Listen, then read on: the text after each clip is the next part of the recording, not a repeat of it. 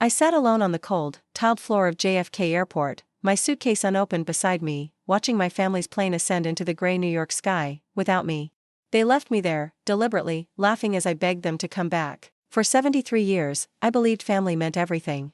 Today, I'm going to tell you something I never thought I would share. And if for even a second this feels familiar, I only ask that you like this video and subscribe. It will help me keep opening my heart. My name is Janice, and I've lived my entire life in Queens, New York. The same small apartment on Northern Boulevard where the L train rumbles past every morning at 6:15 sharp.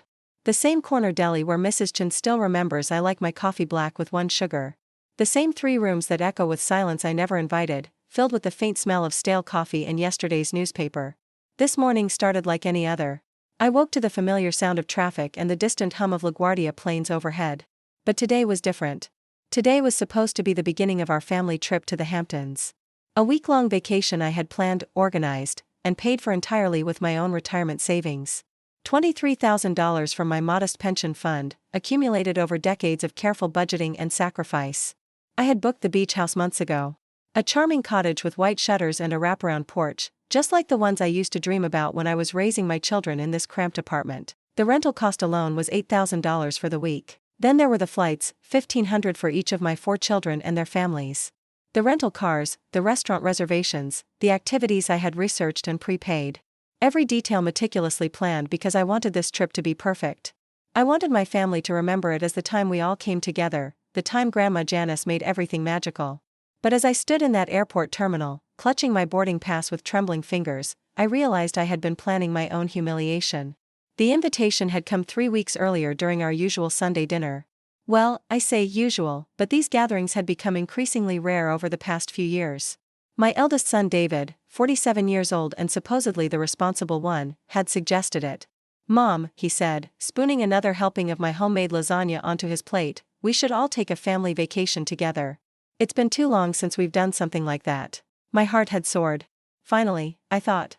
Finally, they want to spend time with me. "Where were you thinking?" I asked, trying to keep the excitement out of my voice. I had learned over the years not to seem too eager.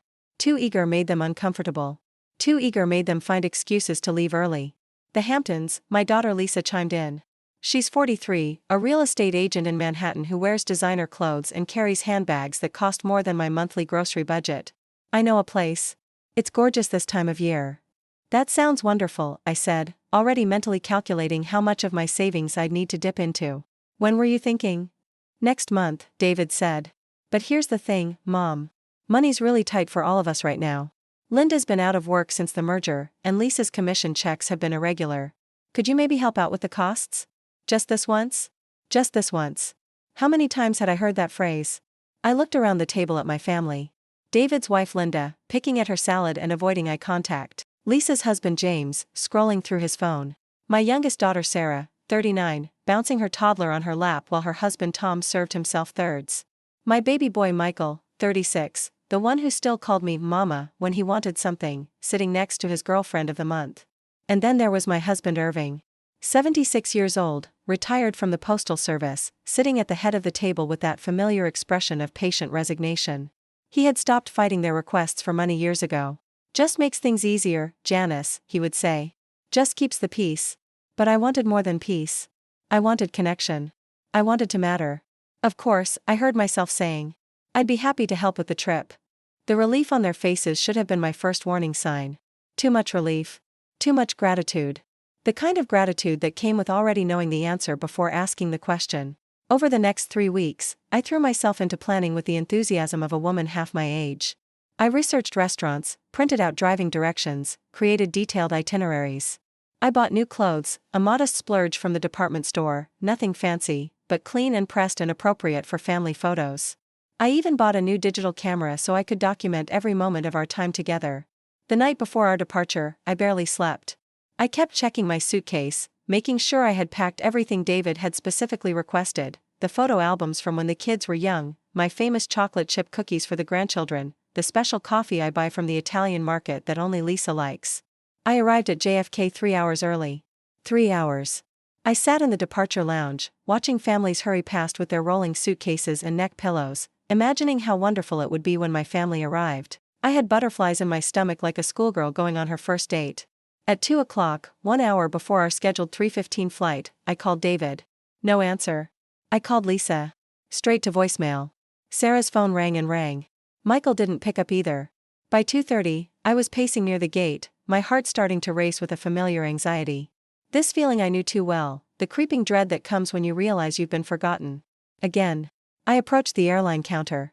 "Excuse me," I said to the young woman behind the desk. "I'm traveling with my family today, and I haven't seen them yet. Is there any way you could check if they've checked in?" She looked at my boarding pass, typed something into her computer, and frowned. "Ma'am, it looks like the other passengers on this reservation have already boarded." Boarded? My voice came out as a whisper. "But the plane hasn't even." "No, ma'am. They were on the earlier flight, the 12:30 departure." The world tilted. I gripped the counter to steady myself. "The earlier flight?" "Yes, ma'am. Is there anything I can help you with?" I stumbled back to my seat, my hands shaking as I fumbled for my phone. Finally, David answered on the fourth try. "Mom? What's up?" "David, where are you?" "I'm at the gate and, oh, about that." His voice was casual, distracted. I could hear laughter in the background. Multiple voices. My family's voices. "We decided to take the earlier flight. More convenient timing. But my flight isn't until." "Yeah, we figured you wouldn't mind taking the later one. Maybe you can catch up with us tomorrow or something." The phone felt like it was burning my ear. "David, you left me at the airport." More laughter in the background. I heard Lisa's voice clearly. "Is that Mom? Tell her we'll send pictures." "Look, Mom, we're about to take off. The house is beautiful, by the way. Thanks for booking such a great place. Talk to you later." The line went dead. I sat there in Terminal 4 of JFK Airport, surrounded by thousands of strangers, clutching a boarding pass to a vacation I had paid for but was no longer invited to attend. The announcement for my flight echoed overhead, "Now boarding all passengers for Flight 447 to East Hampton." I didn't move. Have you ever felt that moment when your heart breaks so completely that you can actually feel the pieces falling apart inside your chest? That's what happened to me in that plastic airport chair, watching planes carry families toward their destinations while I sat abandoned with my carefully packed suitcase and my foolish hopes. The thing is, this wasn't the first time they had left me behind. This was just the most expensive, most public, most deliberately cruel time they had done it. Looking back now, I can see the pattern so clearly. But when you're living inside it, when you're the one desperately trying to hold your family together with your own two hands and your own bank account, you don't see the pattern. You see isolated incidents. You see misunderstandings. You see opportunities to try harder, love more, give more. You don't see that you've become the family ATM. It started innocently enough, decades ago when the children were young. David needed help with his first apartment security deposit. Lisa wanted to go to graduate school but couldn't afford the tuition. Sarah's car broke down right after she got married. Michael wanted to start his own business. What mother wouldn't help her children when they needed it? But somewhere along the way, the requests stopped being emergencies and started being expectations. The gratitude stopped lasting more than a few days. The visits became shorter, the phone calls less frequent, and less money was involved. Irving used to protest. "Janice," he'd say, "they're grown adults. They need to figure it out themselves." But I'd see the look in their eyes when he said no to something they wanted, and I couldn't bear it. I couldn't bear the thought that my children might struggle when I had the means to help them. So I became the yes woman. The reliable source. The backup plan. When David wanted to buy his house in Westchester but couldn't qualify for the full mortgage, I co-signed the loan and helped with the down payment. $58,000 from the small inheritance my mother had left me. "Just until I get established, Mom. I'll pay you back within 2 years." That was 8 years ago. He's never mentioned paying me back. Not once. When Lisa wanted to invest in cryptocurrency during the Bitcoin boom, she needed seed money. "Mom, this is the opportunity of a lifetime. I could triple your investment in 6 months. $15,000 from my retirement account." The Bitcoin crashed within 3 months. Lisa made jokes about it at Christmas dinner while I calculated how many extra years I'd need to work to replace what I'd lost. When Sarah's husband Tom lost his job, they needed help with their mortgage payments. "Just for a few months, Mom, until he finds something new." 22 months and $18,000 later, Tom found a new job. The thank you card I received was generic, the kind you buy in a pack of 10 at the drugstore. Michael's business ventures alone have cost me over $30,000 across 5 different, guaranteed success schemes. A food truck that never got off the ground. A home renovation company that folded after 6 months.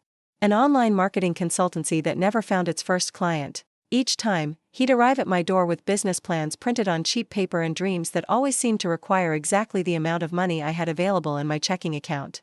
But it wasn't just the large amounts. It was the constant smaller requests that added up to a lifestyle I was subsidizing without ever being acknowledged as a contributor. Mom, can you cover dinner tonight? I forgot my wallet.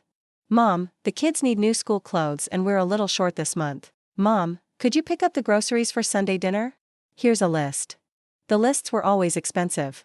Premium brands, organic vegetables, specialty items I would never buy for myself but bought willingly because it meant my family would come to my house, sit at my table, and for a few hours we'd feel like a real family again. Do you know what it's like to realize you've been buying your own family's love? To understand that every invitation, every visit, every spontaneous phone call has had a price tag attached to it? I started keeping track last year, after Irving mentioned that our savings were getting uncomfortably low. I went through 18 months of bank statements, credit card bills, and my little notebook where I record every cash transaction.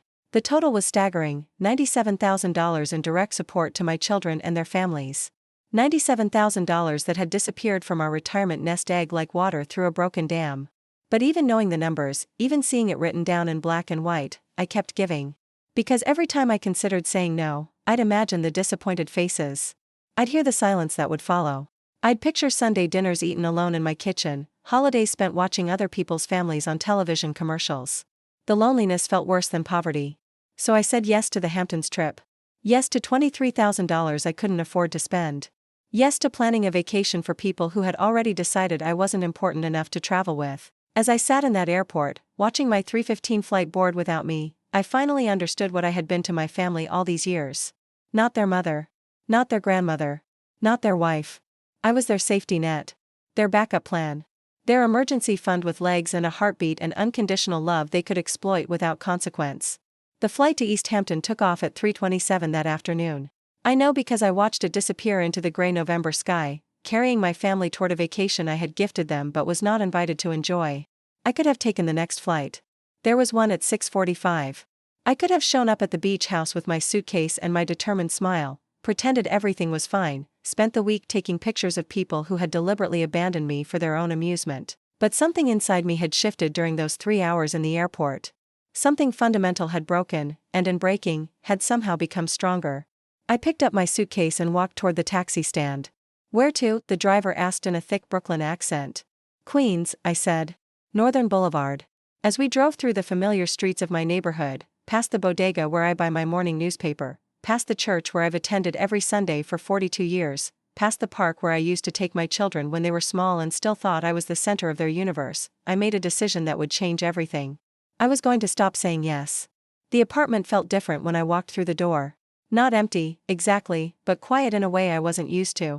Irving was in his recliner, watching the evening news with the volume too loud, the way he always did when he thought I wasn't coming home. Janice? He looked up, confused.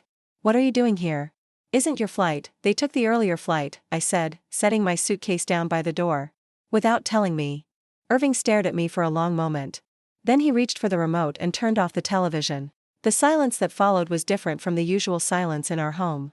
This silence was full of understanding, full of years of unspoken disappointment finally finding a voice. What are you going to do? He asked. It was a good question. For 73 years, I had defined myself by what I could do for other people. I was David's mother, Lisa's mother, Sarah's mother, Michael's mother. I was Irving's wife. I was the grandmother who always remembered birthdays, who always had cookies in the kitchen, who always had money available when money was needed. But who was Janice? Who was I when I wasn't being useful to someone else? I spent that evening sitting at my kitchen table with 5 years' worth of bank statements spread out in front of me. Irving helped, his reading glasses sliding down his nose as he squinted at the numbers. Together, we calculated exactly how much of our retirement security I had transferred to our children. $143,000. $143,000 that could have paid for home health care when Irving had his heart attack 2 years ago. Money that could have covered the roof repairs we've been putting off. Money that could have taken us on our own vacations, created our own memories, secured our own comfort in these final decades of our lives. Instead, it had purchased conditional love from people who shared our DNA but not our values. That night, I lay in bed staring at the ceiling, listening to the familiar sounds of the neighborhood settling into sleep. Queens at night has its own rhythm, the distant hum of the expressway, the occasional siren, the late-night conversations of shift workers walking home. These sounds had comforted me for decades. But tonight they felt different. Tonight they sounded like possibility. The next morning, I did something I hadn't done in years. I made coffee just for myself. 1 cup, not the full pot I usually prepared for family visits that never happened. I sat at my kitchen table with the morning light streaming through the windows and tried to remember what I used to enjoy before I became everyone else's solution to their problems. I used to paint. Watercolors, mostly. Small landscapes and still lives that I'd give away as gifts because I never thought them good enough to keep. I used to read mysteries, the kind with clever elderly detectives who noticed things other people missed. I used to take long walks through Flushing Meadows Park, watching the seasons change, feeding the ducks by the pond. When had I stopped doing those things? When had I become too busy managing everyone else's crises to notice my own life passing by? My phone rang at 11:30. David's number appeared on the screen, and for a moment, I felt the old flutter of anticipation. Maybe he was calling to apologize. Maybe he had realized what they had done and wanted to make it right. Mom? Hey, quick question. We're planning to go out to dinner tonight, but the restaurant requires a credit card to hold the reservation. Could you call them and give them your card number? We'll pay you back for whatever we spend. I held the phone in my hand, looking at this man, my firstborn, the baby I had nursed and rocked and read bedtime stories to for years, who was asking me to pay for a dinner at a restaurant in a town where he had deliberately left me stranded. No, I said. The word felt foreign in my mouth. I couldn't remember the last time I had said it to one of my children. No. David's voice carried a note of surprise, as if I had responded in a language he didn't recognize. No, David. I won't be paying for your dinner. Oh. Okay, well, we'll figure something out. Hey, while I have you on the phone, could you call the house rental company? They need a credit card on file for the security deposit, and mine is maxed out right now. The brazenness was breathtaking. He was literally asking me to pay the security deposit for a vacation they had excluded me from. A vacation I had already paid for in full. David, I said carefully, where do you think the money came from to rent that house? What do you mean? I mean I already paid for the house. I paid for your flights. I paid for everyone's flights. I've been planning and paying for this trip for 3 weeks. There was a pause. In the background, I could hear beach sounds, waves, seagulls, children playing. My grandchildren playing. Having fun on my money while I sat in my kitchen in Queens, being treated like a customer service representative. Right, yeah, I know. Thanks for that. But this is a separate thing. The security deposit. David, I paid a security deposit when I booked the house. $3,000. Another pause. Oh. I didn't realize. But he did realize. They all realized. They just assumed I would keep paying without question, the way I had been paying without question for so many years. I have to go, I said. Wait, Mom, one more thing, I hung up. My hands were shaking, but not with fear. With something I hadn't felt in decades. Anger. Pure, clean, righteous anger. The phone rang again immediately. David's number. I turned it off. For the rest of that day, I sat in my apartment and tried to process what I had learned about my family and about myself. They had planned this exclusion. This wasn't a miscommunication or a thoughtless oversight. They had deliberately decided to take my money and leave me behind, then call me from their vacation to ask for more money. It was sociopathic. It was cruel. And it had been years in the making. I started remembering other incidents I had dismissed or rationalized. The Christmas 3 years ago when everyone arrived empty-handed to the dinner I had spent 2 days preparing, then left immediately after dessert. Thanks for hosting, Mom. You're the best. No offers to help clean up. No reciprocal invitations to their homes. The time I was in the hospital with pneumonia and none of them could find time to visit. We're so busy, Mom. You understand. But they weren't too busy to call from the hospital parking lot to ask if I could lend Tom money for a new transmission. The birthday parties for my grandchildren that I was expected to attend and bring gifts to, but that somehow never included any celebration of my own birthday. Oh, your birthday was last week? Sorry, we forgot. We'll make it up to you. The family photos that were taken when I stepped away from the group to answer the phone or use the bathroom. Sorry, Mom, we didn't want to wait. We'll take another one later. Later never came. The conversations that stopped when I entered a room, then resumed after I left. The eye rolls when I tried to share news about my life, my interests, anything that wasn't directly related to their needs. How had I not seen it? How had I convinced myself that this was normal family behavior, that this was what love looked like? Because I wanted it to be love so desperately that I was willing to accept any substitution. That evening, Irving and I ordered Chinese takeout and ate it directly from the containers while watching an old movie on television. We hadn't done that in years, probably not since before the children started expecting regular family dinners that I was responsible for planning, cooking, and cleaning up after. You know, Irving said during a commercial break, I can't remember the last time we had an evening to ourselves. He was right. Every weekend, every holiday, every family occasion had revolved around accommodating everyone else's schedules, preferences, and financial limitations. We had become supporting characters in our own lives. "What would you like to do tomorrow?" I asked him. Irving looked at me with surprise. "What do you mean?" "I mean, what would you like to do? Something you want to do, not something we have to do for someone else." He thought about it for a long time, as if the question itself was in a foreign language. "I'd like to go to the botanical garden," he said finally. "I'd like to walk through the rose garden and sit on that bench overlooking the pond. The one where we used to take the kids when they were small. Then that's what we'll do." My phone, which I had turned back on during dinner, showed 17 missed calls and 12 text messages. All from my children. All asking for something. I deleted them without reading them.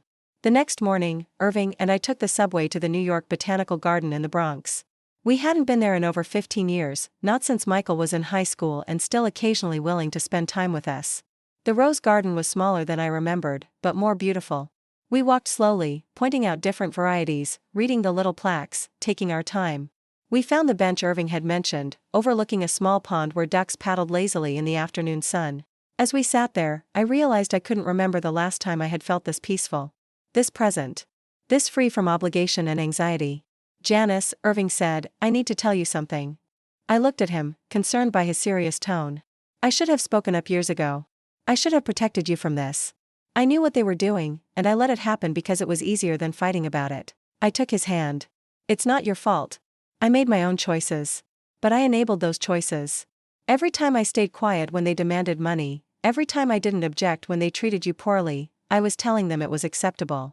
We sat in silence for a while, watching the ducks and processing decades of accumulated regret. "What do we do now?" Irving asked. "We figure out who we are when we're not being used," I said. That week, while my family enjoyed their Hamptons vacation, I began the process of reclaiming my life. I made appointments with our financial advisor to understand exactly how much damage had been done to our retirement savings. I researched the process for removing myself as a co-signer from David's mortgage. I changed all my banking passwords and removed the children's emergency access to my accounts. Most importantly, I made a list of things I had stopped doing because I was too busy being available for everyone else's needs. The list was longer than I expected: painting classes at the community center, weekly coffee dates with my neighbor Mrs. Rodriguez, volunteering at the food pantry downtown, reading mystery novels at the library, taking photography walks through the neighborhood, attending lectures at the local college, visiting museums on free admission days. I had sacrificed my entire identity to become a human ATM. I had mistaken being needed for being loved, being used for being valued. But I was 73 years old, not dead. I still had time to remember who Janice was before she became everyone else's solution. On Sunday morning, exactly 1 week after I was supposed to be in the Hamptons, I was mixing paints in a bright classroom at the Flushing Community Center. The instructor, a patient woman named Rosa who was probably my age, was demonstrating brush techniques on a canvas she had positioned where everyone could see it. "Don't worry about making it perfect," Rosa said. "Just focus on the joy of creating something that didn't exist before." I dipped my brush into cerulean blue and made my first brushstroke in over 20 years. The paint flowed across the canvas like water, like possibility, like freedom. For 2 hours, I forgot about family drama and financial exploitation and decades of accumulated disappointment. I forgot about everything except the way the light fell across my canvas and the satisfaction of mixing colors until they matched the vision in my mind. When the class ended, I had completed a small landscape, a view of the pond from the botanical garden, with 2 ducks floating peacefully in water that reflected the sky. It wasn't perfect, but it was mine. I had created it with my own hands, my own vision, my own joy. "That's beautiful," said Eleanor, the woman painting at the easel next to mine. "You have a real gift." No one had told me I had a gift in decades. My family's compliments, when they came at all, were always variations of "thanks for helping" or "thanks for paying." Never recognition of anything I had created or accomplished independently. Eleanor and I went for coffee after class, to the little Greek diner on Northern Boulevard where the owner still makes his own baklava. We talked about art, about books, about the changes in the neighborhood over the years. We didn't talk about our children or grandchildren at all. For the first time in years, I had a conversation that was entirely about things I found interesting, ideas that engaged my mind, experiences that nourished my soul. "Same time next week?" Eleanor asked as we parted ways. "Absolutely," I said. When I arrived home, Irving was in the kitchen making lunch, something he had started doing since our talk at the botanical garden. Simple meals, nothing fancy, but prepared with care and served without expectation of compensation or gratitude. "How was the class?" he asked. I showed him my painting. He studied it carefully, the way you examine something genuinely worth your attention. It's wonderful, Janice. I'd forgotten how talented you are. I had forgotten too. My phone showed 6 more missed calls and 14 new text messages. This time, instead of deleting them immediately, I scrolled through to see who had been trying to reach me. David, Mom, call me back. We need to talk. Lisa, Mom, why aren't you answering your phone? We're worried about you. Sarah, Mom, David says you're being weird. What's going on? Michael, Mama, please call me. I need to ask you something important. That something important was undoubtedly money-related. It always was. But there was one message that made me pause. It was from my granddaughter Maya, Sarah's eldest child. Maya was 16, old enough to have her own phone and her own perspective on family dynamics. Grandma, I heard about what happened with the trip. I'm really sorry. That was mean. I love you. I stared at that message for a long time. Maya was the only person in my family who had acknowledged what they had done to me. The only one who had called it what it was, mean. I called her back. Grandma. Her voice was bright with genuine happiness. Not the calculating brightness I had grown accustomed to from the adults in my family. Real joy at hearing from me. Hello, sweetheart. Thank you for your message. I can't believe they did that to you. I told my mom it was wrong, and she just said it was complicated and that I wouldn't understand. But I understand fine. They left you at the airport after you paid for everything. That's not complicated. That's just mean. Out of the mouths of babes. Can I ask you something, Maya? Of course. Do they talk about me when I'm not around? About money, I mean? There was a long pause. When Maya spoke again, her voice was quieter, more careful. Sometimes. They talk about who's going to ask you for things. Like, they plan it out so they don't all ask at the same time and make you suspicious. My heart sank. It was worse than I had thought. They were coordinating their exploitation of me, treating my generosity like a limited resource to be managed strategically. Maya, can I ask you another question? Sure. What do they say about me? Not about my money. About me as a person. Another long pause. Grandma, maybe we should talk about something else. Please, sweetheart. I need to know. I heard her take a deep breath. They think you're lonely and desperate for attention. They say you use money to make people spend time with you because you don't have anything else interesting to offer. The truth hit me like a physical blow. But Maya wasn't finished. But Grandma, I don't think that's true. I think you're the most interesting person in our family. You remember things about history and art and books. You tell the best stories about when you were young. You notice things other people don't notice. I love spending time with you when it's not about them getting something from you. I started crying. Not the bitter tears I had shed in the airport, but something cleaner. Relief, maybe. Gratitude. Would you like to come over for dinner sometime this week? Just you and me and Grandpa Irving? Really? Without everyone else? Without everyone else. I'd love that, Grandma. After I hung up, I sat in my kitchen and absorbed what Maya had told me. My family had been discussing my loneliness and desperation behind my back, but they had never made any effort to address those feelings with genuine connection. Instead, they had exploited them. They had identified my weaknesses and used them against me. But Maya saw something different. Maya saw the person I had been before I became the family bank. Maya remembered that I was interesting, that I had value beyond my financial resources. If a 16-year-old could see it, maybe I could learn to see it too. That evening, Irving and I made a decision that would have been unthinkable just a week earlier. We decided to go away together. Not an elaborate vacation, our finances couldn't support that after years of my generosity, but a long weekend somewhere neither of us had been before. We chose Mystic, Connecticut. A small coastal town with historic ships and quaint bed and breakfasts, the kind of place we used to dream about visiting when we were younger and too busy raising children to take time for ourselves. I booked us a room at a Victorian inn overlooking the harbor. 3 nights, 4 days, with no agenda except to enjoy each other's company and remember what it felt like to be married to each other instead of just co-managers of a family charity fund. The cost of the trip was less than what Michael had borrowed from me for his last failed business venture. But this time, the money was an investment in my own joy instead of someone else's convenience. Before we left, I did something that required more courage than I expected. I changed my voicemail message. The old message had been apologetic, accommodating. Hi, you've reached Janice. I'm sorry I missed your call. Please leave a message and I'll get back to you as soon as possible. The new message was different. You've reached Janice. I'm not available right now. If this is an emergency requiring immediate attention, please call 911. Otherwise, leave a message and I'll return your call when convenient. It was a small change, but it represented a fundamental shift in how I saw myself in relation to other people's needs. I was no longer perpetually available. I was no longer automatically sorry for not being accessible. I was a person with my own schedule, my own priorities, my own right to be unavailable. The trip to Mystic was a revelation.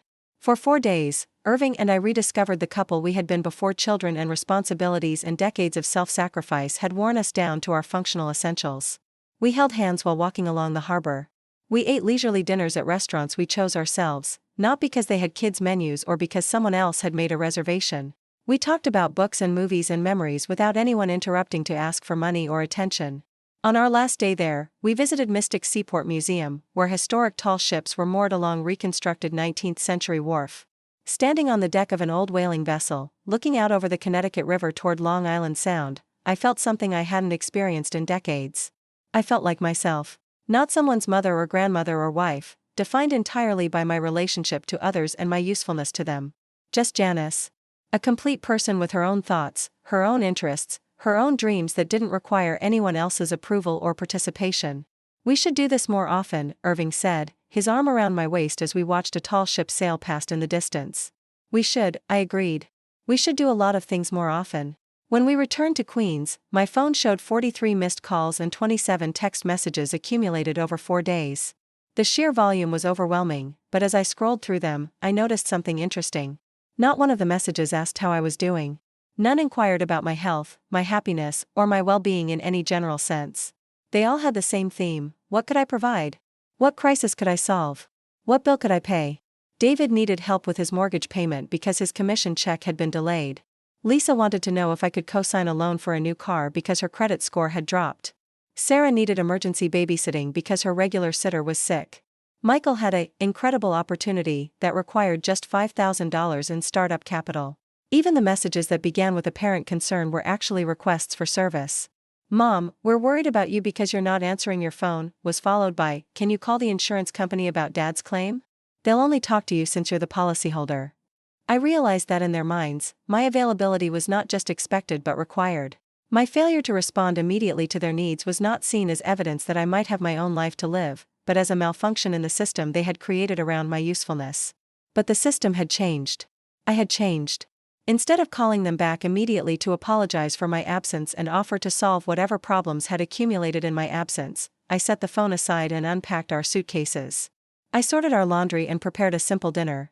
I watered the plants on my windowsill that I had bought during our first weekend of independence and that were already beginning to bloom.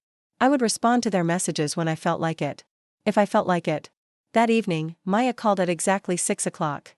We had agreed on that time for our private dinner before I left for Mystic. "Grandma, I've been so excited about tonight all week," she said. "What are we making?" "What would you like to make?" I asked. "Could we make homemade pasta? I've always wanted to learn how, but Mom never has time to teach me." Of course she doesn't, I thought.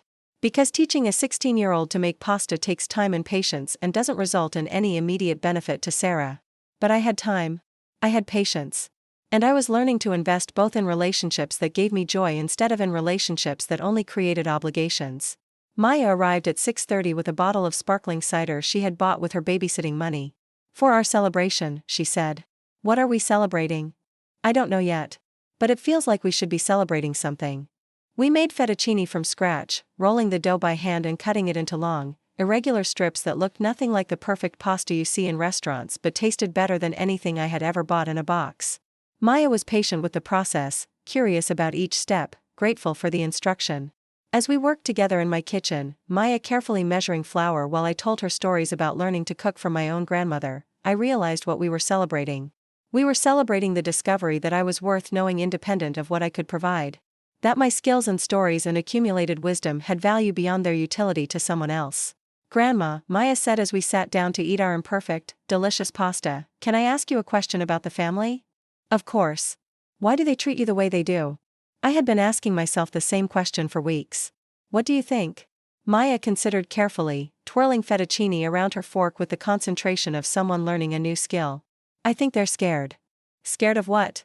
"Scared of getting older and needing help themselves. Scared of taking responsibility for their own problems. Scared of admitting they've been selfish." This 16-year-old girl understood more about family dynamics than her parents did. "You know what I think?" I said. "What?" "I think they've forgotten that I'm a real person with my own feelings and needs and dreams."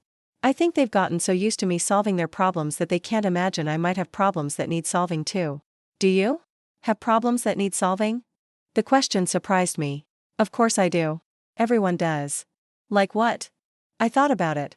I worry about having enough money for retirement after helping everyone else so much. I worry about what will happen to Grandpa Irving if his health gets worse and I can't afford the care he needs because I've already spent our savings on everyone else.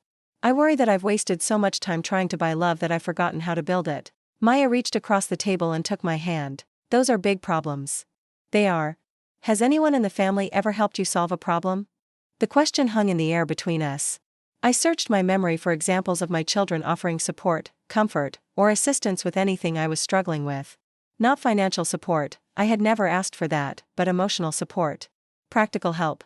Simple human kindness during difficult times. I couldn't think of a single instance. When Irving had his heart attack 2 years ago, I had managed the entire crisis alone. Hospital visits, insurance claims, follow-up appointments, medication management, physical therapy coordination. My children had sent flowers and get-well cards, but none had offered to help with the overwhelming logistics of caring for a spouse recovering from a major cardiac event. When I had pneumonia last winter, I had driven myself to the emergency room and spent 3 days in the hospital without a single visitor from my family. They all had reasons: work commitments, sick children, scheduling conflicts. But they had all managed to find time to call me from the hospital parking lot to ask if I could help with various financial emergencies that had arisen during my absence. When my sister died 5 years ago, my only sibling, my closest friend, I had grieved alone. My children had attended the funeral but left immediately after the service. None had stayed to help me sort through her belongings or process the overwhelming sadness of losing the person who had known me longest. Instead, they had called the next day to ask if my sister had left me any inheritance that might be available for their various needs. No, I said to Maya. No one has ever helped me solve a problem. That's not fair. No, it's not. What are you going to do about it? Another excellent question from my 16-year-old wisdom advisor. I'm going to start solving my own problems, I said. And I'm going to stop solving everyone else's.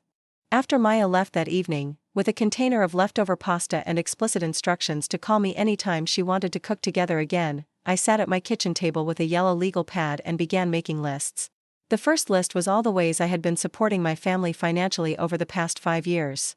The recurring payments, emergency loans, co-signed obligations, and minor daily subsidies that I had never fully quantified.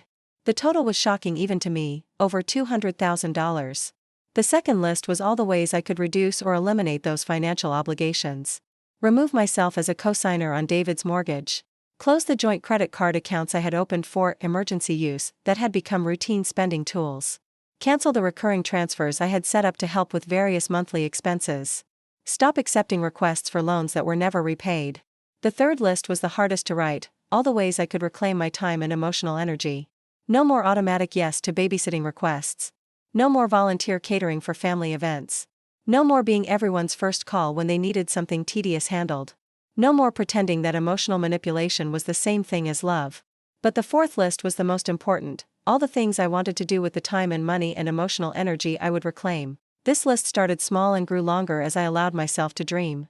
Take art classes beyond the basics, visit museums I'd never seen, travel to places with Irving that we'd always talked about, read books without interruption, learn photography, volunteer for causes I cared about, make friends whose company I enjoyed, redecorate my apartment to reflect my interests instead of accommodating everyone else's visits, start a small savings account that no one else had access to, buy clothes that made me feel beautiful instead of just practical, take evening walks without feeling guilty about not being available for phone calls. Looking at that fourth list, I realized how small my life had become. How narrow my vision of possibility had grown. I had convinced myself that my happiness could only come through other people's happiness, that my joy was always going to be secondary to my usefulness. But usefulness without reciprocity isn't love. It's exploitation. Kindness without boundaries isn't virtue. It's self-destruction.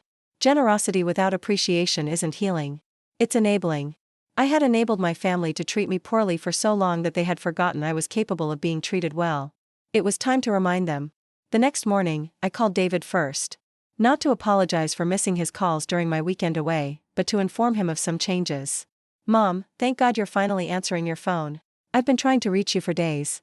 The mortgage company called and there's some problem with, David, I interrupted, I need to tell you that I'm removing myself as a co-signer on your mortgage. Silence. What do you mean?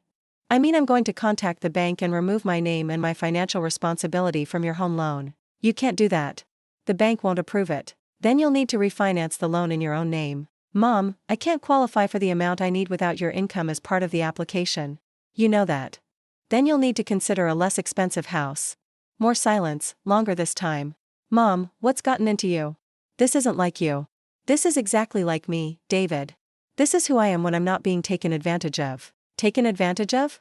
Mom, that's not fair. We're family. Exactly. We're family. Which means our relationship should be based on mutual love and respect, not on my financial utility to you. I could hear him talking to someone else, Linda, probably, with his hand over the phone. Muffled conversation, agitated tones. Look, Mom, let's talk about this in person. Why don't you come up to Westchester this weekend and we'll figure it out? I'll be happy to visit you for a meal and conversation, David, but I won't be discussing my financial decisions. Those are final. What if we could work out some kind of payment plan? To start paying you back for all the money you've lent us over the years? The offer was so transparently manipulative that I almost laughed. A payment plan he would abandon after the first month, once the immediate crisis had passed and his mortgage was secure. David, in 8 years, you've never once mentioned paying me back.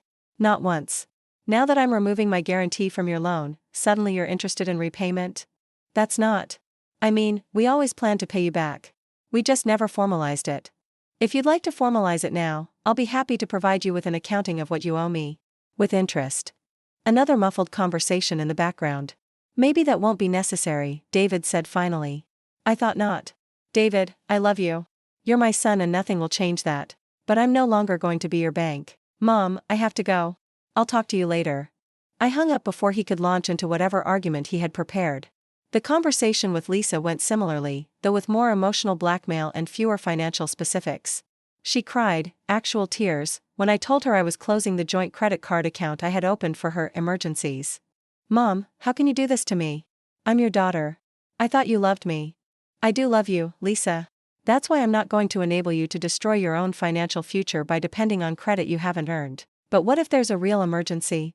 Then you'll figure out how to handle it the way millions of adults handle financial emergencies, with savings, loans from a real bank, help from your husband, or by making difficult choices about spending. You're being so cruel.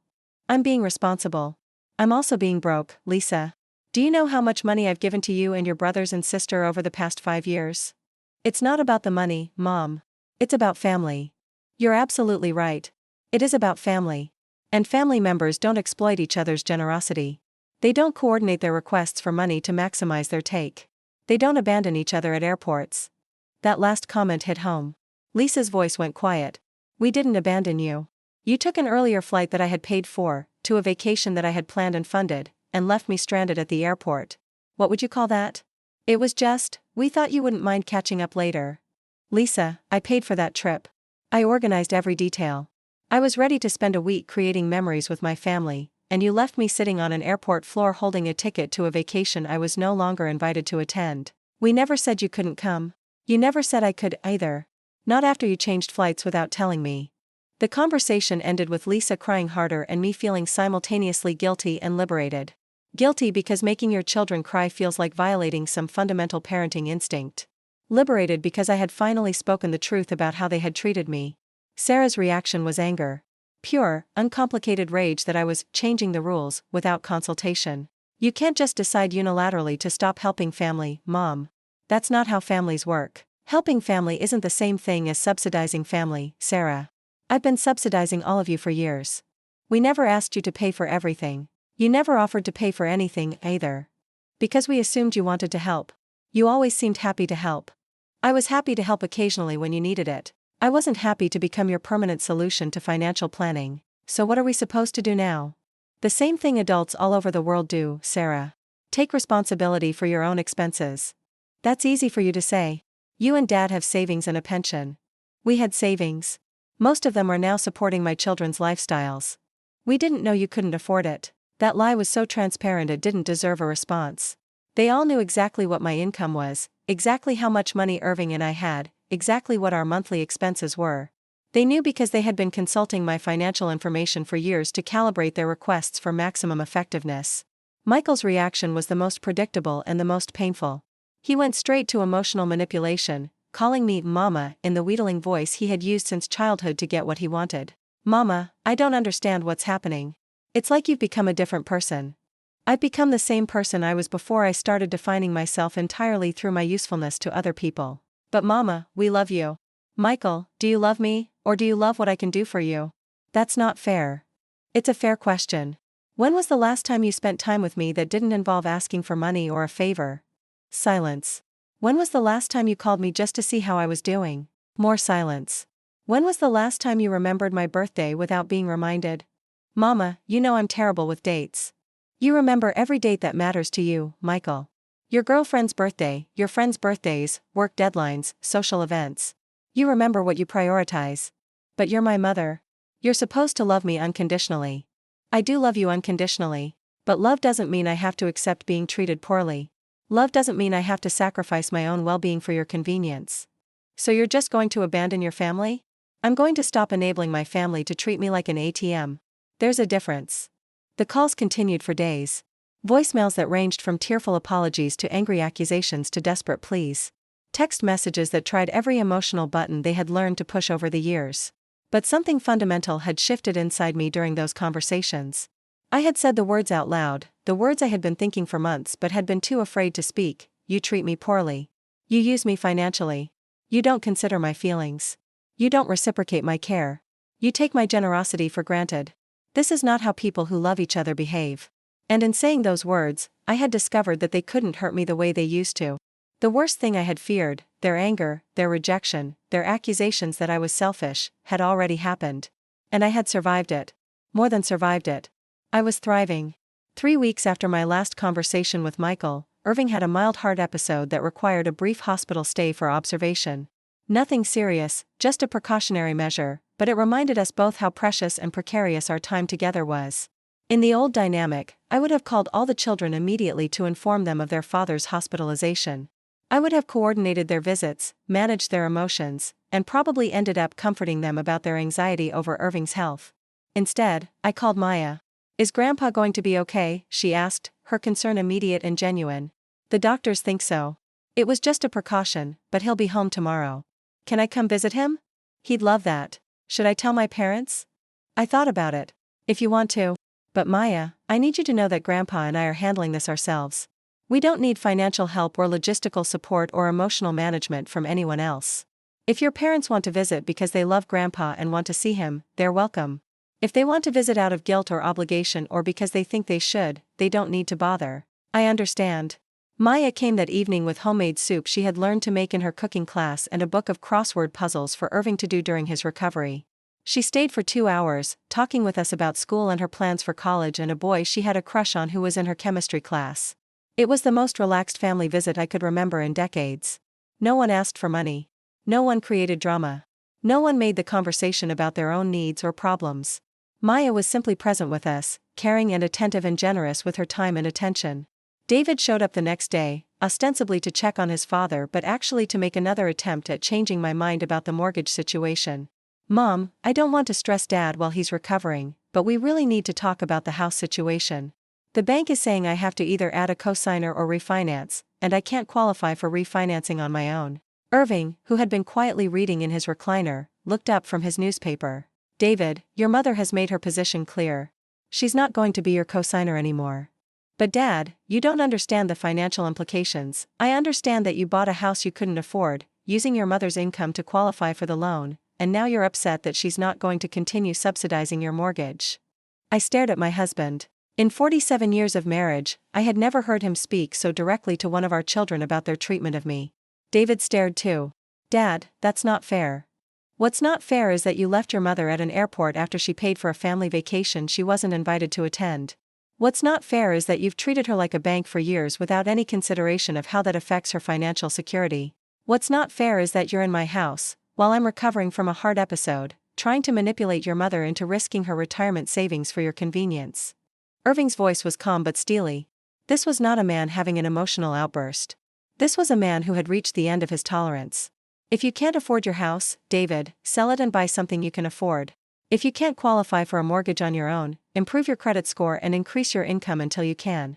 But you will not use your mother's financial security as your backup plan.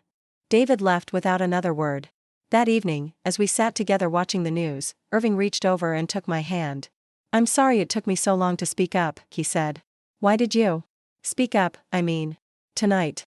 "Because when I was lying in that hospital bed yesterday, thinking about what would happen if I didn't come home, all I could think about was you being left alone with nothing because we gave everything away to people who don't appreciate it." I squeezed his hand. "And because," he continued, "I realized that I've been watching the woman I love disappear piece by piece, year by year, as she sacrificed herself for people who never learned to appreciate the sacrifice." "I didn't know you saw it that way." "I've seen it for years. I just didn't know how to help you see it." "What changed?" Irving smiled. "You changed. These past few weeks, watching you reclaim yourself, watching you remember who you are beyond what you can provide for everyone else, you're like the woman I married again. The woman I fell in love with 50 years ago." "What was she like?" "That woman? She was curious. She was creative. She had opinions about books and movies and politics. She took pictures of everything because she thought the world was beautiful and worth documenting. She laughed at her own jokes. She sang while she cooked. She had dreams that didn't require anyone else's permission." I had forgotten that woman. I had forgotten that version of myself so completely that Irving's description felt like he was talking about a stranger. "Do you think she's still in there?" I asked. "I know she is. I've been seeing glimpses of her for weeks now." That night, I lay in bed thinking about the person I had been before children and responsibilities and decades of self-sacrifice had worn away everything that made me distinctly myself. I tried to remember what I had dreamed about when I was young, what I had been excited about, what had made me feel most alive. Art. I had loved art. Not just creating it, but studying it, understanding it, talking about it with other people who shared that passion. Travel. Irving and I had spent hours poring over travel magazines when we were first married, planning trips we would take someday when we had more money, more time, more freedom. Photography. I had saved for months to buy my first camera when I was 25, a used Nikon that I taught myself to use by reading library books and practicing on every subject I could find. Learning. I had always been curious, always asking questions, always wanting to understand how things worked and why people behaved the way they did and what forces shaped the world around me. All of those interests had been gradually sacrificed to the demands of raising children, managing a household, and later, managing everyone else's financial crises. Not because they had to be sacrificed, but because I had been so focused on being useful to other people that I had forgotten to be interesting to myself. But I was 73, not dead. I still had time to rediscover those parts of myself. The next morning, I did something I hadn't done in decades. I walked to the public library and applied for a new library card. My old one had expired years ago during a period when I was too busy managing everyone else's lives to read books for my own pleasure. The librarian, a young woman with bright blue hair and multiple ear piercings, was enthusiastic about my return to reading. "What kind of books are you interested in?" "Everything," I said, and realized I meant it. Art history, travel memoirs, photography books, mysteries, biographies of interesting women. Everything I haven't had time to read for the past 30 years. I left the library with 8 books and a sense of anticipation I hadn't felt since I was a child. That evening, instead of watching television or worrying about my family's latest problems, I curled up in my favorite chair with a book about Georgia O'Keeffe and lost myself in someone else's artistic journey. The book was fascinating, but what struck me most was O'Keeffe's fierce independence, her refusal to let other people define her work or her life. There was a quote that resonated so deeply I copied it into the notebook I had started keeping for thoughts and observations. "I have already settled it for myself, so flattery and criticism go down the same drain and I am quite free." Quite free. When was the last time I had felt quite free? Over the next few weeks, I began building a life that wasn't centered around anyone else's needs or expectations. I signed up for an intermediate painting class that met on Thursday evenings. I joined a photography group that took weekend walks through different neighborhoods, documenting the changes in the city. I started attending lectures at the local college, free events open to the community on topics ranging from art history to urban planning to environmental science. Each activity I added to my schedule was something I chose because it interested me, not because it was useful to someone else or because it made me more available for family emergencies. And slowly, gradually, I began to meet people who knew me as Janice the painter or Janice the photographer, not as David's mother or Lisa's ATM or anyone's emergency backup plan. Eleanor from my painting class introduced me to her book club, where I discovered that my opinions about literature were valued and my insights were appreciated. Margaret from the photography group invited me to join her amateur astronomy society, where I learned to use a telescope and spent clear evenings identifying constellations I had never noticed before. Dr. Patricia Henning, the professor who taught a community lecture series on women in art history, encouraged me to audit her full college course. You ask excellent questions, she told me after a lecture on female painters of the American West. I think you'd really enjoy the deeper dive into the material. At 73, I became a college student again. The course met twice a week and required reading, written assignments, and class participation. I hadn't written an academic essay in over 50 years, but with Dr. Henning's encouragement and feedback, I discovered that I still knew how to construct an argument, analyze evidence, and express complex ideas clearly. My first essay was about Mary Cassatt's relationship with her family and how it influenced her art. As I researched Cassatt's letters and biographies, I was struck by the parallels between her experience and my own. Like me, she had been expected to subordinate her interests to her family's needs. Unlike me, she had refused. Cassatt had moved to Paris, pursued her artistic career despite her family's disapproval, and remained financially independent throughout her life. She had never married or had children, choices that were considered scandalous for a woman of her social class. But those choices had allowed her to become one of the most important American painters of the 19th century. I wasn't Mary Cassatt. I was a 73-year-old grandmother from Queens, not a pioneering artist challenging social conventions in Belle Époque Paris. But there was something in her commitment to her own vision, her refusal to let other people's expectations define her life, that inspired me. I could still make choices that prioritized my own growth and happiness. I could still become the person I was meant to be. My family's response to these changes was predictably negative. They interpreted my new activities as rejection of them, my new independence as selfishness, my new boundaries as cruelty. Lisa called one evening while I was getting ready to leave for my astronomy group meeting. "Mom, I've been thinking about what you said about family members not exploiting each other's generosity, and you're right. I want to make things right between us." I was cautious but hopeful. "I'm glad to hear that, Lisa. I've been thinking that maybe we could set up a formal loan agreement for the money you've given me over the years. With interest and a payment schedule and everything official. That way you'd know I was serious about paying you back." "How much do you think you owe me, Lisa?" "I don't know, maybe 10,000? 15? I pulled out the notebook where I had been recording my family's financial history with me. Lisa's section of the ledger showed $47,000 in direct payments over 5 years, plus another $18,000 in credit card debt she had accumulated on the joint account I was closing. "Lisa, according to my records, you owe me $65,000. Silence. "That can't be right. I can email you a detailed breakdown if you'd like to review it." "Mom, there's no way I've borrowed that much money from you." Borrowed implies an intention to repay. Most of what you've received from me has been presented as gifts or family support, not loans. "But, $65,000? That's a salary." "Yes, Lisa. I've been subsidizing your salary for 5 years. More silence. "I can't pay that back. Nobody could pay that back." "I know. That's why I'm not expecting you to. But if I can't pay it back, why can't things go back to the way they were?" And there it was. The real reason for her call. Not to make amends or establish a better relationship, but to restore the financial arrangement that had been benefiting her. Because the way things were was destroying my financial security and making me resentful of my own family. But we're still family. Family helps each other. Family helps each other, Lisa. Not family helps Lisa while Lisa takes from family. That's not fair. What would be fair, in your opinion? I don't know. But cutting me off completely isn't it? I haven't cut you off completely. I've cut off the money. The relationship is still available if you're interested in a relationship that isn't based on financial support. But Mom, I have to go now. I'm meeting friends." "Friends? What friends?" The surprise in her voice was telling. In her mind, I didn't have friends. I didn't have interests. I didn't have a life outside of my utility to my family. "I'll talk to you later, Lisa."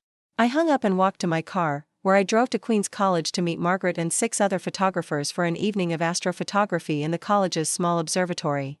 For 3 hours, I didn't think about mortgage payments or credit card debt or hurt feelings or family dynamics. I thought about light pollution and exposure times and the way Saturn looked through a 200mm telescope lens. I learned to photograph the Orion Nebula and discovered that I had been living my entire life under one of the most beautiful night skies in the world without ever looking up. When I got home at 11:30, I found Irving waiting up for me with a cup of chamomile tea and a smile that reminded me why I had fallen in love with him 50 years ago. "How was your evening?" he asked. "I photographed Saturn," I said, showing him the images on my camera's display screen. "It's beautiful.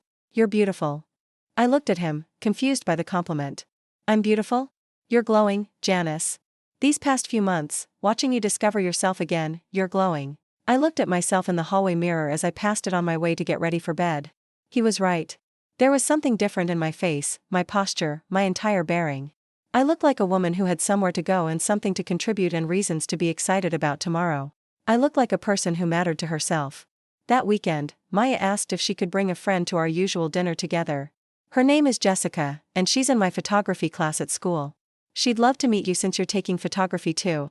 Jessica turned out to be a shy, thoughtful 16-year-old who was saving money from her part-time job to buy a better camera. Over dinner, she showed me the photos she had been taking with her phone, remarkably sophisticated compositions for someone so young who was working with such limited equipment. These are really good, Jessica, I told her, scrolling through her portfolio. You have a natural eye for composition. Thank you, Mrs. Patterson. Maya told me you take amazing pictures too. Maya had been looking at my photography? I didn't even know she was aware of my new hobby. Could you maybe give me some advice about which camera to buy? I've been researching online, but there are so many options and I don't know anyone who really knows about photography. For the next hour, I found myself explaining the differences between various camera systems, discussing the trade-offs between image quality and portability, sharing what I had learned about lenses and lighting and the technical aspects of photography that I was still learning myself. Both girls listened intently, asked intelligent questions, and seemed genuinely interested in my answers. When Jessica left, she hugged me and said, "Thank you so much, Mrs. Patterson. This was the most helpful conversation I've ever had about photography." After she left, Maya helped me clean up from dinner. "Grandma, can I ask you something?" "Of course. Are you happier now?" The question surprised me. "What do you mean?" "I mean, since you stopped giving everyone money all the time and started doing your own things. You seem, I don't know, lighter. Like you're not carrying something heavy all the time." Out of the mouths of babes. "I am happier, Maya. But I'm also sadder sometimes." "Sadder about what?" "Sad that it took me so long to figure out that I was worth more than what I could provide for other people. Sad that I missed so many years of doing things I enjoyed because I was busy solving everyone else's problems." "But you figured it out now. That's what matters, right?" "Yes, sweetheart. That's what matters. Can I tell you something?" "Always. I'm proud of you." I started crying. Not the bitter tears of frustration and disappointment I had shed so many times over the past few years, but tears of gratitude and relief and something that felt like redemption. "Thank you, Maya." "For what?" "For seeing me as more than just your grandmother's wallet." She hugged me tightly. "I've always seen you as more than that, Grandma. I think you just forgot to see it yourself." Spring arrived early that year, and with it came a phone call I had been both dreading and anticipating. "Mrs. Patterson? This is Jennifer Williams from First National Bank. I'm calling about the mortgage account where you're listed as a co-signer." "Yes?" "The primary borrower has been 30 days late on the past 3 payments, and we wanted to notify you before the account goes into default. David wasn't making his mortgage payments." I wasn't surprised, but I was curious about what he expected me to do about it. "Thank you for the notification," I said. "As I indicated in my letter last month, I'm requesting to be removed as a co-signer on this account." "Yes, ma'am, we received that request.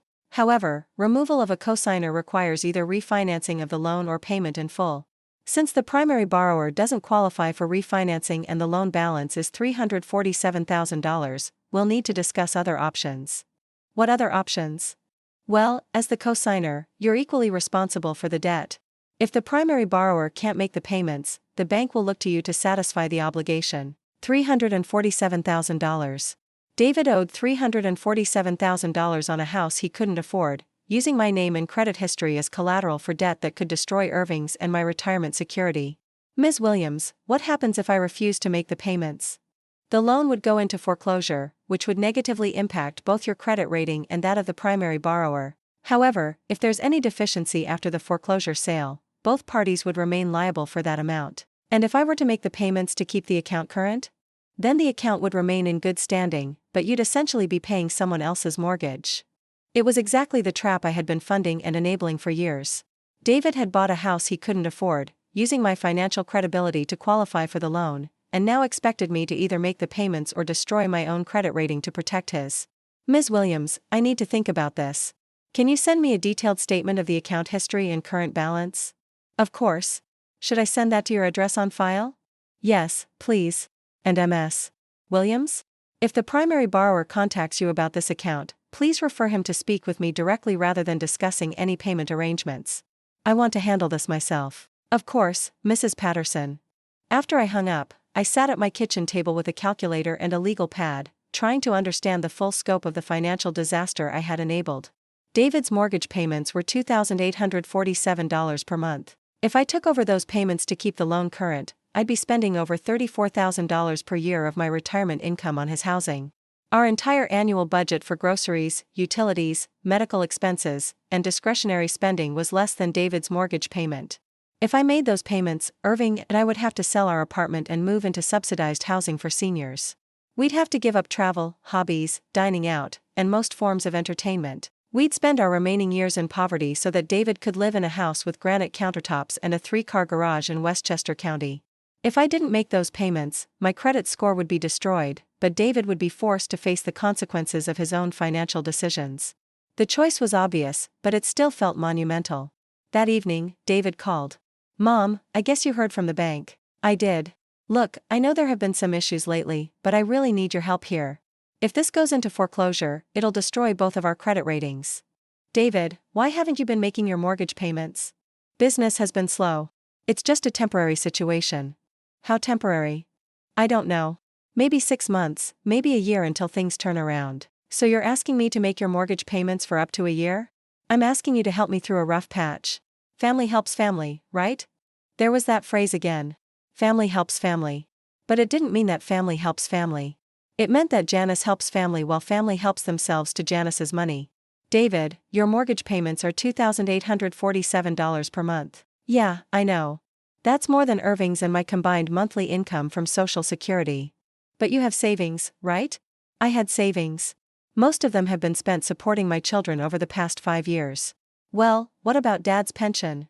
"Your father's pension pays our daily living expenses. It doesn't leave anything extra for subsidizing your lifestyle." "Mom, it's not subsidizing my lifestyle.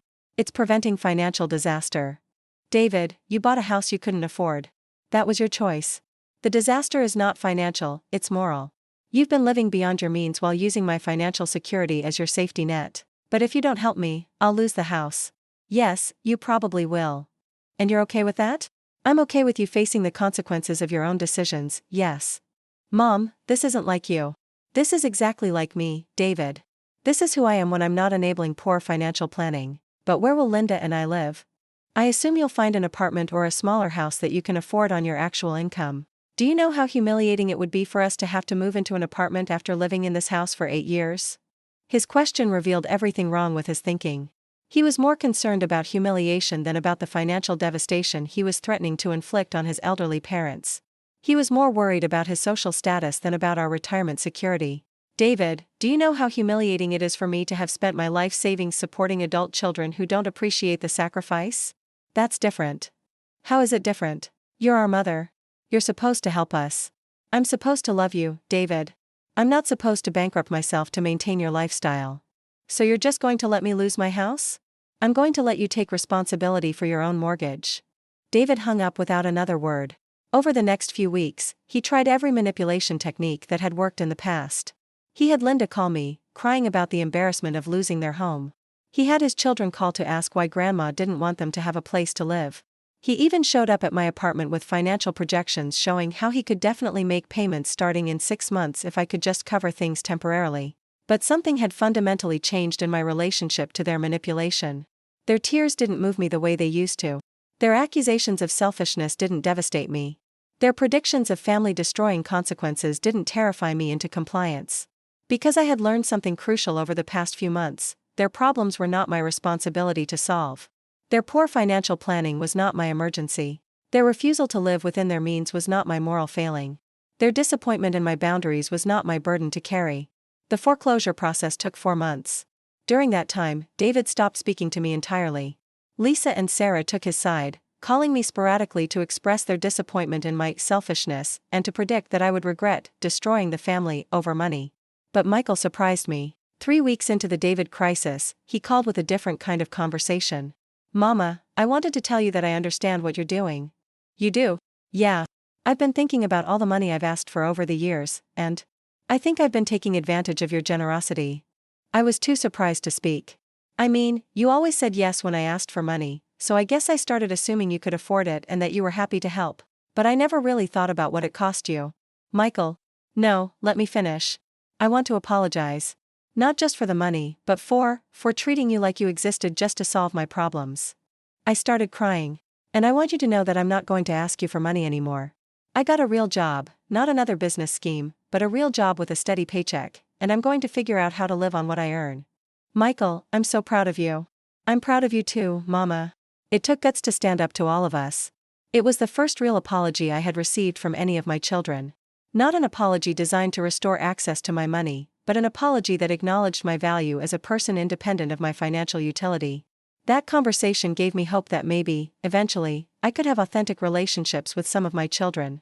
Relationships based on love and respect rather than on financial dependency and obligation. Maya continued to be my consistent source of joy and connection. She had started calling me twice a week just to talk, not about family drama or money or problems that needed solving, but about books she was reading, movies she wanted to see, colleges she was researching, ideas she was excited about. "Grandma, I've decided I want to study art history in college," she told me one evening in May. "That's wonderful, sweetheart. What sparked your interest?" "Talking to you about your art classes and the photography and the lectures you attend. You make it all sound so interesting." It is interesting.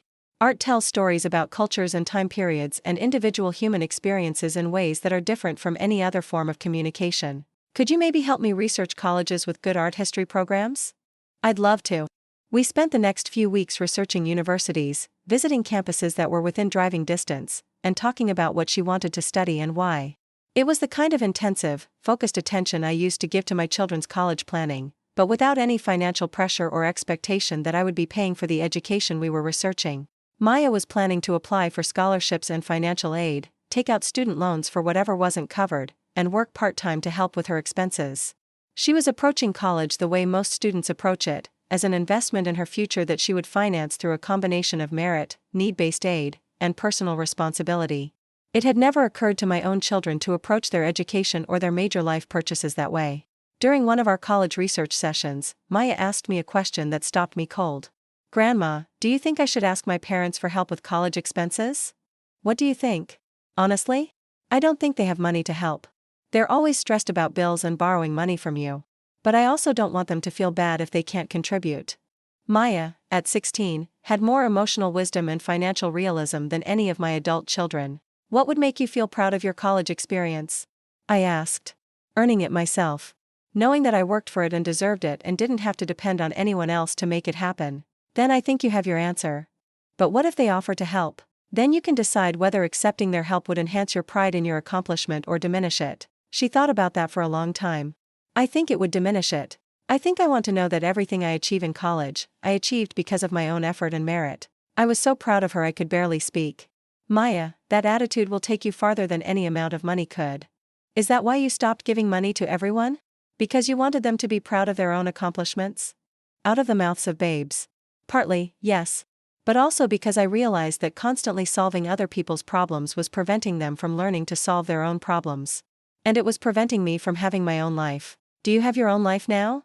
I thought about my week: painting class on Tuesday, photography group on Thursday, art history course on Monday and Wednesday, book club on alternate Sunday afternoons, astronomy group twice a month, coffee dates with Eleanor, museum visits with Irving, quiet evenings reading books I chose because they interested me. "Yes, sweetheart. I have my own life now. Are you happy?" "I'm happy." Summer arrived with a heat wave that reminded me why I had always preferred spring and fall in New York. But instead of spending the hot days in my apartment with the air conditioning running constantly, I was out exploring the city with my photography group, documenting the ways different neighborhoods looked in the harsh light of July and August. We photographed the morning vendors in Chinatown, the way steam rose from manholes in Midtown, the patterns of shadow and light created by fire escapes on tenement buildings in the Lower East Side. I learned to see my city differently, not just as the place I lived and shopped and managed daily obligations, but as a constantly changing visual environment full of beauty and complexity and stories worth documenting. My photography was improving too. What had started as a hobby to fill time was becoming a serious interest with its own satisfactions and challenges. Margaret convinced me to enter one of my urban landscape photographs in a local art fair, and to my surprise, it won third place in the amateur category. The recognition felt different from any praise I had received in decades. This was acknowledgement of something I had created, achieved, and accomplished entirely independently. Not gratitude for money given or problems solved, but appreciation for talent developed and vision expressed. Irving and I used the $50 prize money to buy dinner at a restaurant we had never tried, a small Italian place in Little Italy that served handmade pasta and had tables outside where we could watch people walking by on Mulberry Street. To your artistic success, Irving toasted, raising his glass of Chianti. To our independence, I replied. It was one of the most perfect evenings of my life. In August, I received a letter that changed everything. It was from David's lawyer, informing me that the foreclosure had been completed and that David and Linda had moved into a rental house in Yonkers. The letter also included a legal document releasing me from any further financial obligation related to the mortgage. I was free. After 8 years of having David's housing costs hanging over my retirement plans like a sword, I was finally free from that financial responsibility. But more importantly, I was free from the emotional responsibility of managing David's poor financial decisions. That same week, I received my quarterly statement from our financial advisor. For the first time in over 5 years, our retirement account balance had increased instead of decreased. Without the constant drain of supporting my adult children, Irving and I were starting to rebuild our savings. It wasn't dramatic, a modest increase that reflected our modest income and conservative investment strategy. But it was growth instead of depletion, progress instead of regression, hope instead of fear. I made an appointment with the advisor to discuss our long-term financial security and what we could realistically expect for our remaining years. Mrs. Patterson, if you can continue to avoid major unexpected expenses, your current savings combined with your Social Security and pension income should allow you to maintain your current standard of living comfortably. What about medical expenses? Long-term care if one of us needs it. You'll want to consider long-term care insurance, but yes, you should be able to handle reasonable medical expenses without compromising your basic security. And if we wanted to travel occasionally? Take modest vacations? Absolutely. You're in much better shape than many people your age because you've been careful savers throughout your working lives. We were careful savers, I corrected. Then we became careless givers. He smiled. Well, you're careful savers again. That's what matters. Walking home from that appointment, I felt lighter than I had in years. Irving and I were going to be okay. We weren't going to be wealthy, but we were going to be secure. We could afford to age with dignity, to handle the health challenges that were likely to arise, to enjoy some of the experiences we had always wanted to share. We could afford to live our own lives. That evening, I called Maya with an idea. How would you feel about taking a trip with Grandpa Irving and me? A trip? Where? Washington, D.C. We could visit the Smithsonian Museums, see the National Gallery of Art, walk around the monuments. I thought it might be fun to explore a city together, and it could be good research for your art history interests. Really? You want to take me on a trip? I want to take my granddaughter on an adventure. What about everyone else? Are you inviting my parents and the other grandkids too? No, sweetheart. This would be just us. A special trip for my favorite granddaughter who's starting her senior year of high school and becoming such an interesting young woman. I could hear her crying on the other end of the phone. Happy tears, I hoped. Grandma, I would love that more than anything. Then it's settled. We'll go in October when the weather is cooler and you have a long weekend off from school. Planning that trip felt like planning the life I should have been living all along. Instead of organizing expensive vacations for people who excluded me from them, I was planning a modest adventure with someone who genuinely wanted to share the experience with me. We booked a small hotel within walking distance of the National Mall, researched museum exhibitions we wanted to see, and made a list of monuments and memorials we wanted to visit together. Maya bought a sketchbook so she could draw things that inspired her, and I bought a new lens for my camera to experiment with architectural photography. It was going to be perfect. 2 weeks before our planned departure, Sarah called with the first contact I'd had from her in months. Mom, I heard you're taking Maya to Washington. That's right. I think it's inappropriate for you to plan trips with one grandchild without including the others. Sarah, I've spent years including everyone in plans that cost me thousands of dollars. This is a modest trip for 3 people, and Maya is the only grandchild who's shown any interest in art or history or spending time with me without expecting something in return. That's not fair to the other kids. What would be fair, Sarah? Either take all the grandchildren or take none of them. I'm taking the granddaughter who calls me because she wants to talk, who visits because she enjoys my company, and who treats me like a person instead of a source of money. Your children are welcome to develop that kind of relationship with me anytime they'd like. So you're playing favorites now? I'm spending my time with people who value my company. That's not playing favorites. That's making choices based on mutual affection and shared interests. Maya's going to think she's better than her cousins. Maya's going to know that respectful, loving relationships lead to wonderful experiences. If her cousins learn that lesson and start building those kinds of relationships with me, they'll have wonderful experiences too. You're being manipulative. Sarah, I'm 73 years old, spending my own money on a weekend trip with my granddaughter who actually likes spending time with me. If you find that manipulative, maybe you should examine your own assumptions about what I owe to people who treat me poorly. I thought family was supposed to be unconditional. Love is unconditional, Sarah. But relationships require mutual respect and effort. I will always love you and your children, but I'm no longer going to pretend that love requires me to accept poor treatment or to distribute my attention equally regardless of how I'm treated. So you're punishing us for being honest about our needs. I'm rewarding Maya for being respectful and kind. There's a difference. Sarah hung up without saying goodbye. The trip to Washington was everything I had hoped it would be and more. Maya was an ideal traveling companion, curious, thoughtful, appreciative of everything we experienced together. We spent hours in the National Gallery looking at paintings I had only seen in books, talking about technique and historical context and the ways different artists interpreted light and color and emotion. At the American Art Museum, Maya fell in love with the work of Georgia O'Keeffe, the same artist whose biography had inspired me during my early weeks of independence. We stood in front of O'Keeffe's Sky Above Clouds for almost 20 minutes, just absorbing the scale and beauty of it. It's like she painted the view from an airplane, Maya said. She painted it in 1965, when very few people had ever seen that view, I told her. She had to imagine what it would look like to see clouds from above. How did she know? I think she spent so much time looking at the sky from the ground that she could imagine what it would look like from the other direction. That's amazing. That's what artists do, sweetheart. They see things other people don't notice, and then they help us see them too. We photographed and sketched and talked our way through 3 days of museums, monuments, and meals together. Irving joined our conversations but also gave Maya and me space for the intensive art discussions that he found less engaging. He was content to walk beside us, taking his own photographs and enjoying watching Maya's excitement about everything she was discovering. On our last evening there, we had dinner at a restaurant overlooking the Potomac River, watching boats pass by as the sun set behind the Washington Monument. This has been the best trip of my whole life, Maya said.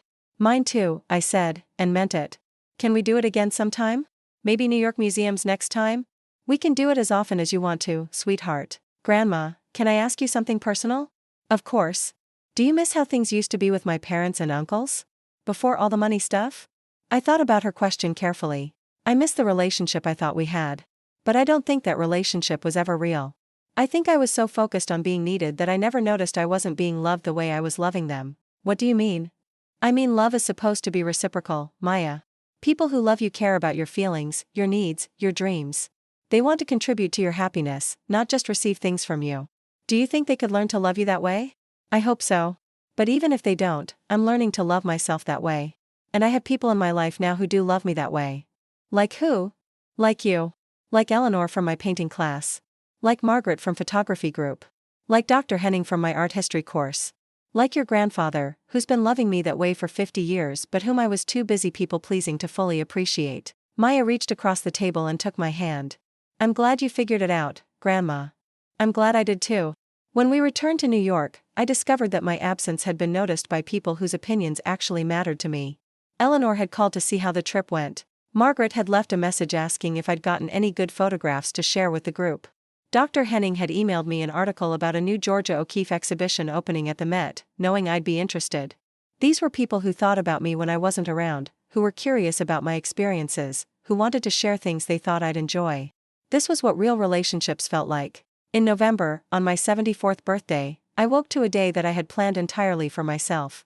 Irving had offered to cook breakfast, Maya was coming for dinner with a chocolate cake she had made herself, and I had reserved the afternoon for a solo visit to the new O'Keeffe exhibition at the Metropolitan Museum of Art. For the first time in decades, I was spending my birthday doing exactly what I wanted to do, with exactly the people I wanted to spend it with. My phone rang that morning, David, calling for the first time since the foreclosure was finalized. Mom, I wanted to call and wish you happy birthday. Thank you, David. And I wanted to apologize.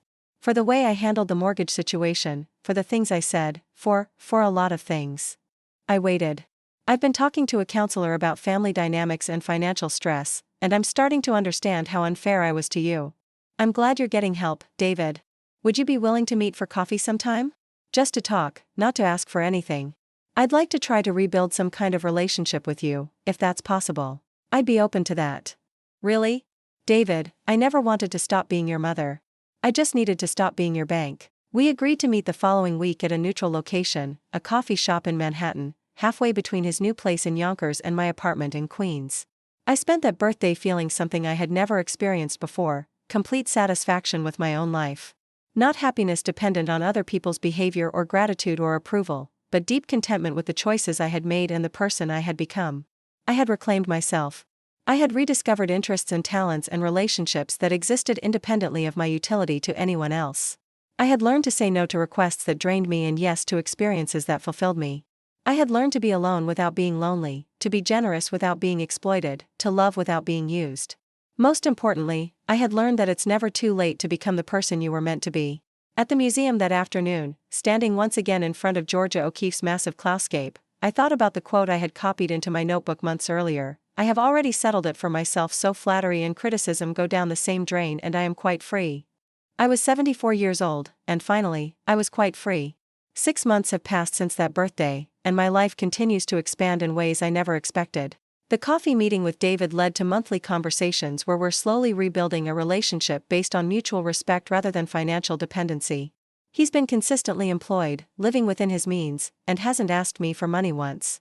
Lisa remains distant, but Michael has become a regular part of my life again, calling weekly, visiting monthly, contributing to conversations instead of just taking from them. Sarah and I are cordial but not close, which is fine. Not every relationship can or should be restored to full intimacy. But Maya continues to be my greatest joy. She was accepted to 3 excellent colleges with substantial scholarships, just as I knew she would be. We're planning a graduation trip to Paris for after her high school ceremony, a celebration of her achievements and our partnership. Irving and I have taken 4 weekend trips together, rediscovering the companionship that was buried under decades of family crisis management. We've visited the Hudson Valley, the Finger Lakes, Colonial Williamsburg, and Cape Cod. Modest adventures that have reminded us why we fell in love with each other and with life itself.